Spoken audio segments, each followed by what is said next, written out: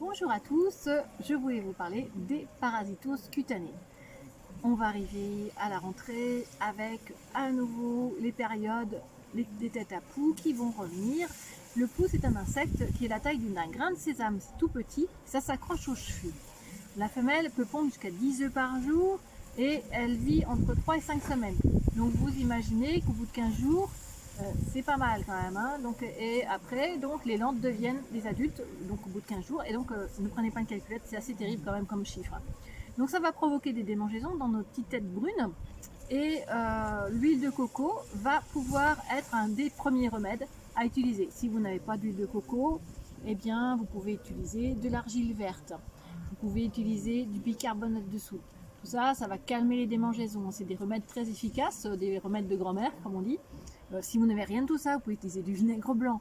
Mais autre chose qu'il faut avoir chez soi, c'est du lavandin après 6 ans et de la lavande officinale à partir de 3 ans.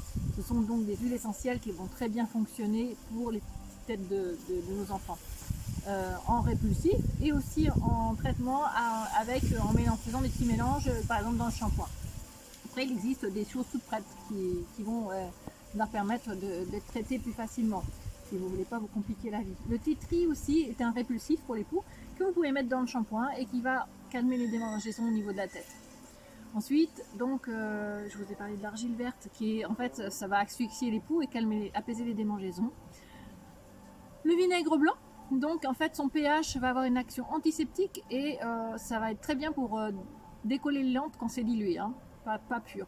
Vous pouvez aussi utiliser du sel, mélanger au vinaigre, les deux, vous laissez agir pendant 3 minutes en vaporisation sur les cheveux et ça va avoir une action pour décrocher en fait la colle que les lentes utilisent pour se coller. Ensuite, l'huile d'olive, vous pouvez avoir ça chez vous aussi.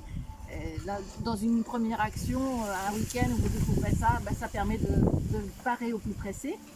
Et puis l'ail, éventuellement, alors ça sent très fort, mais ça étouffe les poux. Autre problème qui peut arriver, qui revient un petit peu, mais bon, heureusement pas trop, parce que maintenant il y a quand même une hygiène, on lave beaucoup les mains et on fait attention, mais bon, la gale. La gale, en fait, elle se manifeste par des lésions inflammatoires et prurigineuses à la surface de la peau. Ça fait comme des petits sillons et c'est un acarien. Et en fait, l'aromathérapie va pouvoir venir vous aider. C'est très intéressant par rapport à ce parasite. Donc en fait, il faut nettoyer tout l'environnement, il faut désinfecter le linge, la literie, tout laver à 60 degrés.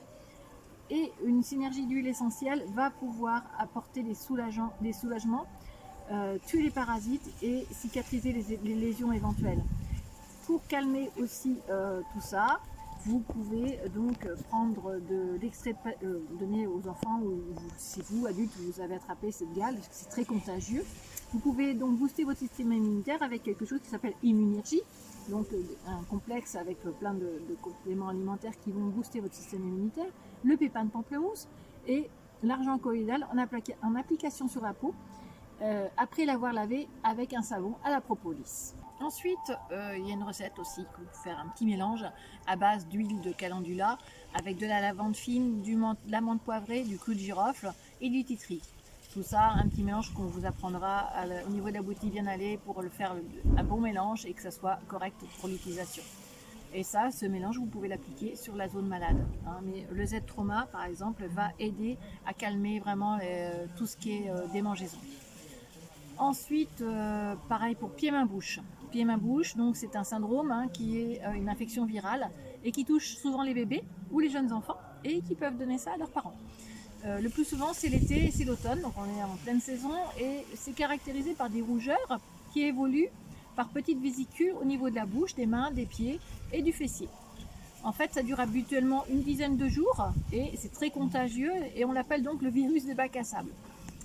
Pour calmer toutes ces douleurs donc de démangeaison, c'est vraiment très désagréable, vous pouvez mettre donc du Z-Trauma. C'est vraiment le tube qu'il faut avoir chez soi, une première solution.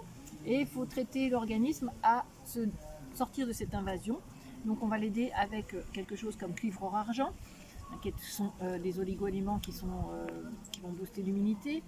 La gémothérapie avec les entiers ou un complexe qui s'appelle Teddy, qui est pour les enfants pour apporter une meilleure immunité. Ensuite, vous pouvez faire des bains de bouche avec de l'argent colloïdal, nettoyer toute la zone avec de l'argent colloïdal. Pour les bébés à partir de 3 mois, vous pouvez diluer 6 gouttes d'huile essentielle de lavande avec 10 ml d'huile végétale d'amande douce. Pour les enfants à partir de 3 ans, ça sera un peu plus de gouttes.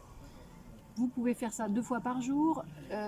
Vous pouvez utiliser de l'huile essentielle aussi, utiliser un flacon, mettre dedans huile essentielle de Ravinsara, lavande fine, amande douce. Et tout ça, nous sommes là pour vous aider, vous accompagner, vous conseiller, pour vous aider à sortir de ces parasitoses qui viennent embêter nos petits-enfants.